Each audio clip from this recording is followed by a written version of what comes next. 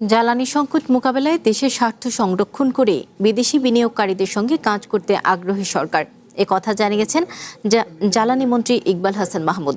রবিবার সচিবালয়ে সাংবাদিকদের মন্ত্রী বলেন, প্রাকৃতিক সম্পদ কাজে না লাগিয়ে কৃত্রিম সম্পদ ব্যবহার করে দেশ ক্ষতিগ্রস্ত হয়েছে, তাই সরকার অফশোর বিডিং শুরু করছে। তিনি জানান, প্রতিশ্রুতির 180 দিনের আগে জ্বালানি সংকট মোকাবেলায় পদক্ষেপ নেওয়া হয়েছে। এ সময় প্রতিমন্ত্রী অনিন্দ্য ইসলাম অমিত বলেন, দেশের স্বার্থ সংরক্ষণ করে জ্বালানি ঝুঁকি মোকাবিলা করবে সরকার।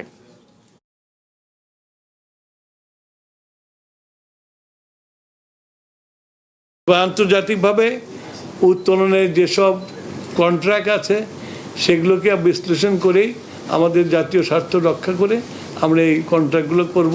জ্বালানি এবং বিদ্যুৎ খাতে এমন কিছু পদক্ষেপ গ্রহণ করা যার ফলশ্রুতিতে এই সরকারের মেয়াদ শেষে জ্বালানি এবং বিদ্যুৎ খাতে একটা স্থিতিশীল পরিবেশ ফেরত আসে।